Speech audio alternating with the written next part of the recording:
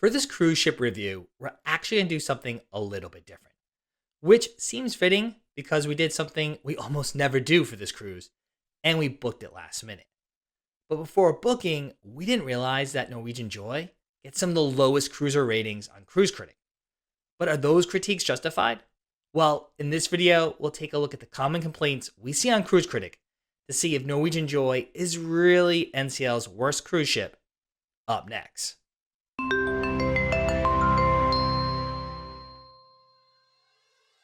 Welcome aboard, cruisers. I'm Don B from Eat, Sleep, Cruise, where we help you see the world one port at a time. And let's just dive right into this cruise review because it's really interesting. We want to take a look at these Cruise Critic comments to see if they're justified. And one of the comments we kept seeing in these reviews has to do with the outdoor spaces and sundeck on Norwegian Joy. Like her sister ships, Norwegian Joy's outdoor decks start at the pool deck on deck 16. While the pool deck does have two pools like Norwegian Encore, the layout's not the same.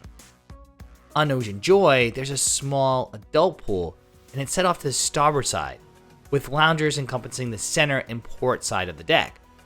And then you have the family pool, which is actually squeezed between a bar and the kids' aqua park. Further, the ship only has two hot tubs in the main pool area on the starboard side of this deck. Newer ships in this class have these popular sea day features situated up one deck on deck 17, somewhat away from the crowds. Thankfully, later ships in this class did have the pool deck redesigned because honestly, we do need to agree with the reviewers here that the pool deck is less than optimal. And honestly, as other reviewers pointed out, the lounge chair situation isn't much better if you go up one deck to deck 17. Our cruise was actually selling well over 100% double occupancy. So the outdoor decks were packed. In fact, by the second sea day, the deck chair hogs claimed all the loungers by like 7:30 in the morning, which others have pointed out in their comments on Cruise Critic. Although to be fair, one selling point for Norwegian Joy is that there still is a complimentary adults-only sundeck. Located aft on deck 17 is Spice H2O. This area offers some additional loungers and deck space. It is a nice retreat from the crowds. The area boasts a bar, a covered seating area, and a large hot tub. While we did not opt for an upgrade, there is also a small Vive Beach Club on Norwegian Joy as well. And currently, this area is much smaller than Vive Beach Clubs on other ships, but that will be changing. In an upcoming dry dock, NCL Joy's Vibe will be getting bigger. And this is probably a good thing, as we overheard several cruisers raving that this exclusive area was well worth the upcharge, given the crowds in other parts of the ship. Now, to make Vibe larger, they're actually getting rid of the current laser tag space on the ship, which is also probably a good thing because laser tag was only open during the evening and never really seemed that busy. Now, another critique of Norwegian Joy that we saw frequently cited in the Cruise Critic reviews had to do with the signature attractions and the additional costs for using things like the racetrack. And quite honestly, we take a little bit of issue with this because if you've sailed with Norwegian Cruise Line before, you do know that the cruise line, especially on its mega ships, have several signature attractions that are an upcharge, and we always tell cruisers to budget appropriately. In fact, Norwegian Joy was the first cruise ship in the NCL fleet to actually get a speedway. And let's just say this racetrack has come a long way. Having tested out the racetrack on Encore, Bliss, and Prima, we can definitely say that Norwegian Joy's racetrack is the smallest and has the tightest turns. There's really no easy way to pass other cruisers, so unfortunately, car crashes often occur, and bottlenecks form on every race. Still, the racetrack is fun, and I think a $15 charge is fair given this is an 8-minute attraction. And let's be honest, it's race cars on a cruise ship. It was never going to be complimentary.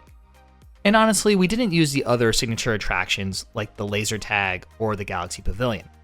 We were planning to do the laser tag, but based on our schedule and then the weather, we decided not to do it. And on this cruise, we opted not to do the Galaxy Pavilion because honestly, we were just on Norwegian Encore and the Galaxy Pavilion there is exactly the same, has all the same attractions. And while we think they're fun and modestly priced, We do have to say that the gameplay and graphics on many of the attractions do feel dated. The Galaxy Pavilion on Norwegian Prima has newer attractions that have better interactivity and just better graphics. They feel more realistic, whereas the gameplay and attractions on Encore and Joy, they're just older technology. But this is actually changing too. So not only is Norwegian Joy losing its laser tag course, it's also losing its Galaxy Pavilion. The cruise line will be adding a thermal suite to the current location, which is actually similar to the location on Norwegian Encore. And again, we actually think this is a better idea. We're big fans of the thermal suite on Norwegian Encore, and having it the aft location offers great views. And we'd rather spend money enjoying a day in the thermal suite, relaxing in some stone loungers, or chilling in a sauna than using the Galaxy Pavilion. But there are a few attractions on Norwegian Joy that are complimentary, and those include the water slides like the Aqua Racer and Ocean Loops. And unlike some of the other ships in this class, there is the seemingly forgotten mini golf course tucked away on deck 19 as well, which is complimentary. Now, of course, I love to eat. The name of the channel, after all, is Eat Sleep Cruise. And what we saw referenced multiple times in those Cruise Critic reviews had to do with the dining, including both the complimentary dining and the specialty dining, with lots of complaints ranging from the quality of the food to the pace of the service. And here we both agree and disagree with a lot of these comments. So we're going to break down our thoughts on both the complimentary dining as well as the specialty dining on Norwegian Joy. We'll start first with the complimentary dining. Where the standout for us was the local. We're big fans of this venue on other NCL ships, and this version did not disappoint. During this Norwegian Joy cruise, we dined at the local twice for lunch and once for breakfast.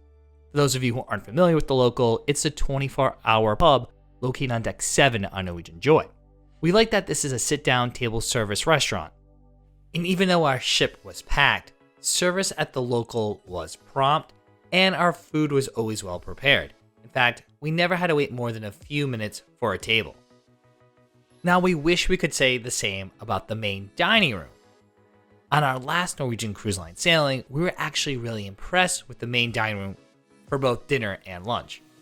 Unfortunately, though, on this cruise, the main dining room was more what we remembered the main dining room experience being like on NCL, and we always thought NCL's main dining room was a step below the competition and didn't compare to cruise lines like Royal Caribbean. And unfortunately, our dining experience on Norwegian Joy just didn't live up to the dining experience we had just a few months earlier on Norwegian Encore. Even though we ordered some of the same exact menu items, the food preparation was completely different and the dishes looked nothing alike, so overall we were disappointed here. So based on that experience, we decided to dine at the Manhattan dining room, one of the included dining rooms, only once during our cruise. Likewise, we actually enjoyed our lunch on Norwegian Encore in the main dining room on our previous cruise, so we gave the main dining room lunch another shot, and again, it was kind of a similar experience. The main dining room meal on Norwegian Joy was nothing like what we had on Norwegian Encore. The Garden Cafe on deck 16 is a cruise ship's buffet, and the layout seems similar, as did the chaos as our previous sailing. There was just a mob of people whenever you walked through the buffet for breakfast or lunch. So we only dined there once for breakfast and we never returned, which again, to be fair, is exactly what we did on Norwegian Encore. Although one dining option we think a lot of cruisers overlooked, and we didn't see mentioned much in the Cruise Critic reviews, are the snacks at the Observation Lounge. The Observation Lounge is located on deck 15, and it's a forward-facing, relaxing, calming area with huge windows and plenty of comfortable seating. And during the day and midday, they offer a variety of snacks. We like that these grab-and-go options include a mix of savory and salty tapas, sandwiches, and desserts. So we found ourselves stopping into the Observation Lounge multiple times to grab a quick bite to eat. And another great benefit is there also is a Starbucks on the port side of the Observation Lounge. Now, Starbucks is included if you upgrade your beverage package, which we did on this sailing. So we made sure to visit there multiple times during our cruise to get our money's worth. Admittedly, we usually opt for specialty dining when cruising on Norwegian Cruise Line. With the cruise line's free at sea promotion, cruisers staying on a balcony usually get 2 nights of specialty dining, and typically we purchase an additional package. And this cruise was no different. So we actually dined at 6 specialty restaurants during our cruise on Norwegian Joy. And we agree with most of the reviewers that the specialty dining on Norwegian Cruise Line is much better than the complimentary dining. And this is just another thing we've learned in our many cruises with the cruise line, is that you do need to budget for things like specialty dining or for some of those signature attractions if you want to have the full NCL experience. Our specialty dining experiences were more mixed as well. Oddly enough, our favorite specialty restaurant on the ship was actually Ocean Blue. This was one restaurant we didn't try on our last trip, as Heidi's not a big fan of seafood, but now the menu does include a chicken dish, so we figured we'd give it a shot. At Ocean Blue, I enjoyed the shrimp cocktail and the gumbo starters. The ciopini was a classically made seafood stew, which was flavorful and full of various seafood. Plus, the restaurant did an excellent job of accommodating my food allergy. Next up for us, one of our favorite go-tos is the Food Republic. The food here was good and certainly worth the upcharge, with most of the tapas living up to our expectations. You can't go wrong with the fried rice, the pad thai noodles with shrimp, and the Korean fried chicken. We also dined at Teppanyaki. This hibachi restaurant is always a fun time with expertly prepared food and some lively entertainment. The one con here was that the restaurant seemed exceptionally crowded, with extra chairs squeezed in at each of the hibachi grills. But when it came to some of the other restaurants, they didn't really deliver for us, especially Cagney Steakhouse. Yet, the restaurant still wins for best dessert on the entire ship, with the OMG Caramel Cheesecake, a Hall of Famer. It also had been a while since we had dined at La Cucina, the Italian restaurant on the ship. On newer ships, NCL is replacing this Italian restaurant with a new concept, Onda by Scarpetta, and let's just say we welcome the change. And lastly, we dined at Q Texas Smokehouse as kind of a last-minute option due to a change in our plans. And as it goes, I usually enjoy this venue much more than Heidi anyway on any of the other ships. And while the starters and desserts did live up to my expectations, the entrees were a letdown this time around. Now, of course, food is subjective. Well, in all honesty, all these categories are subjective. We are giving you our review. But another cause for concern with the reviewers on Cruise Critic had to do with the entertainment on Norwegian Joy. Piece of advice for any of the Norwegian megaships. If you're able to make reservations for the show pre-cruise on the NCL website or app, please do it. We knew this ahead of time, so of course, even though we booked last minute, we were able to get reservations for the 2 main theater signature productions, the Broadway production of Footloose, and then the Norwegian Cruise Line original production, Elements. Of those signature shows, we actually liked the show Footloose the best, and it was more similar to the Broadway caliber productions you find on rival Royal Caribbean ships, which we believe has the best entertainment at sea. The second reservation required show in the main theater was Elements. Essentially, this is a glorified magic show with some digital imagery and dancers. Given we watched the featured magician and the aerial duo in other headliner shows during the week, we really weren't impressed with Elements, as there was no live singing and the choreography just seemed pretty basic. In terms of shows, one of the highlights was also Cliché. This was a headliner show featuring an aerial duo that put on an engaging performance to a packed theater. For us, the entertainment in the main theater was definitely better than most contemporary cruise line review shows. Norwegian Joy has the Social Comedy Club, which hosted 2 comedians. Now, this show requires reservations, but you can only make the reservations once on the ship. And for a ship of this size, it's just too small.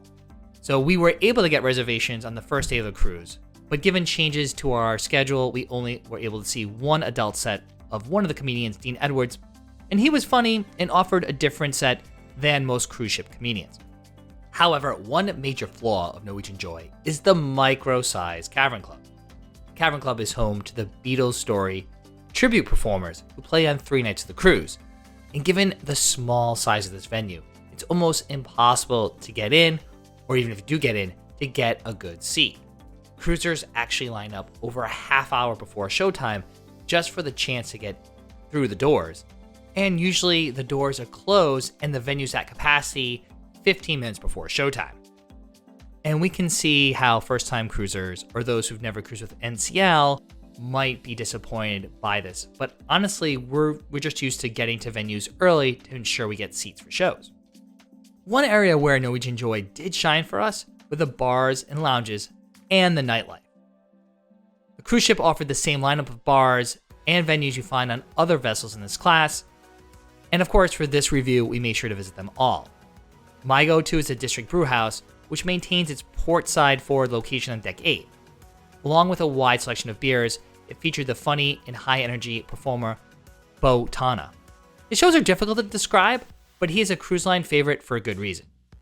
Among the other performers we tended to follow throughout the ship were Arvin and Emily. This duo played mostly in the atrium and occasionally in the Sugar Cane Mojito Bar. Speaking of the Sugar Cane Mojito Bar, this is actually Heidi's favorite venue, featuring her go-to Raspberry Guava Mojito and my Jalapeno Cucumber Mojito. When this duo was performing in the atrium, we couldn't pass up getting some espresso martinis from the atrium bar. Additionally, the popular Maltings Whiskey Bar is actually located on Deck 6 on Norwegian Joy, near the Social Club and Teppanyaki. In my opinion, this secluded spot was actually a better fit for this upscale bar, featuring the popular Blackberry Bourbon Smash. Norwegians know how to party. This meant that there were several epic pool parties this Bermuda cruise. There was the 90s party that rocked out the Spice H2O. But the biggest event of them all was the Glow Party. And that actually packed the main pool deck on the 6th night of our cruise. Of course, there were nearby bars in both locations to grab our favorite NCL cocktails while enjoying the show. The ship had other venues too, including Q Texas Smokehouse. You are allowed to get drinks at the bar there even if you're not eating dinner. And there's usually live country music. You can't go wrong with the Smoke Peach Margaritas on tap. Other options also include the Cella's Wine Bar and the A-List Bar near the specialty restaurants. So let's just say you'll never go thirsty on Norwegian Joy. Another critique that we don't agree with at all has to do with the cruise director and onboard activities. This 7-night cruise included 2.5 days in Bermuda, along with 3 sea days. And we thought that Jake and the rest of the cruise director staff made sure to hit all of the high notes with activities. Even with all the onboard attractions like the racetrack, there were still plenty of daytime hosted activities. There were several trivia sessions with various themes like Star Wars. There were competitions and challenges. On the pool deck, there were cruiser staples like the Sexy Legs competition. Further, there were events like tabletop escape rooms, how to run a cruise ship presentations, and other talks. Not to mention, there was Deal or No Deal, bingo sessions, and dance classes. Again, just a typical rundown of activities that you would expect to find on any megaship. At night, along with all the other live music and entertainment we already talked about, there were also plenty of activities. There were game shows like the Newlywed Not So Newlywed Game Show and Battle of the Sexes, which kept the atrium lively and full of laughs. Of course, if you wanted a bit of relaxation, there's also the waterfront outdoor promenade. This is the perfect spot to read a book, go for a walk, or just enjoy the ocean sounds. We have no complaints when it comes to a variety of things to do day or night on Norwegian Joy. We only wish that some of the venues on the ship were larger to accommodate more guests. Another area of Norwegian Joy that we thought was on par were the staterooms. We stayed in a standard balcony cabin 13166. This BA category stateroom was on the port side, forward of the forward elevators. It looked identical to the cabin we had only a few weeks prior. Immediately entering the room, the bathroom was on the midship wall, with a closet directly behind it. The bathrooms on Norwegian Cruise Line's newer ships feature a roomier shower with glass door and plenty of storage. Not to mention, there is liquid hand soap and both shampoo and body wash in the shower. The closet was pretty standard, featuring a clothes bar with hangers and a series of shelves. This provided ample room to store all our clothing for the 7-day cruise. There's also a handy drawer under the sofa, which is great for storing shoes. Beyond the bathroom and the closet was a sofa and desk, followed by the bed right next to the balcony. The sofa became my workstation, and Heidi took up residence at the desk. The desk contained 3 outlets, but no USBs. Although there were 2 USB outlets right next to our bed, which was perfect for charging our phones at night. Finally, the cozy balcony had 2 chairs and a table. This was just enough space for enjoying the sail in and out of ports of call, or for grabbing some fresh air. As mentioned previously, we were sailing at well over double occupancy. Needless to say, the ship was busy. It was also filled with a lot of kids and teenagers. In fact, we actually overheard some couples saying next time they're taking an adults-only cruise. And as we mentioned earlier, the loungers on the sun decks were essentially claimed by early morning. So of course, we know how hard the crew were working during the sailing. And we never had any service issues. And most of the crew were cordial, but we never really got to know many of the crew members, and they never really seemed too talkative. In fact, we never even met our stateroom attendant the whole trip. This almost never happens, and speaks to how busy all the crew members were on the sailing. And with cabin service reduced to once a day, it's obvious that the stateroom attendants specifically have way too many cabins to service. Although the shining stars for service on this trip were Anna and Emily at Starbucks in the observation lounge. They were friendly and talkative and knew our drink orders early on in the cruise. They always had smiles on their faces and were eager to ask how our day was going. When it came to dining, our dinners at the restaurants were moderately paced. Most 3-course meals took about 90 minutes. During most meals, a supervisor or a manager did come by the table to ask how things were going. Likewise, we never had to wait long for drinks at the bars or lounges. Whether it was at the bar or with the server, we didn't find it difficult to get drinks. So back to the original question. Is Norwegian Joy NCL's worst megaship? It is true that this ship has many of the same amenities as her sister ships. Although the ship's flow on Deck 8 and the sun decks are different. It's incredible how moving just a few venues can drastically change the ship's overall vibe and ambiance. And when it came to dining, it was mostly what we expected from NCL, with pretty good casual food and subpar main dining room. While we did like the specialty restaurants and thought they were better than the main dining room, some of the restaurants didn't live up to our previous experiences.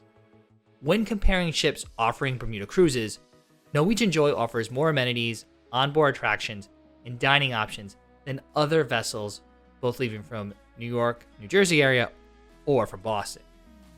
While not our favorite ship in the fleet, we still feel that Norwegian Joy was the right choice for this itinerary. Plus, Norwegian Joy will be undergoing a dry dock in early 2024 to receive some additional enhancements. So we would certainly say the ship is a worthy contender for your next Bermuda cruise once those updates are made. Now, if you're completely new to Norwegian Cruise Line, don't worry, we have you covered. We suggest you check out our video on everything that's included on a Norwegian Cruise Line cruise, plus what will cost you extra. In that video, we detail everything that's covered in the cruise fare, from the onboard activities, dining, and entertainment, plus all those additional charges the cruise line might not be that upfront about. That way, you know exactly what's included in your cruise, and you don't return home with sticker shock.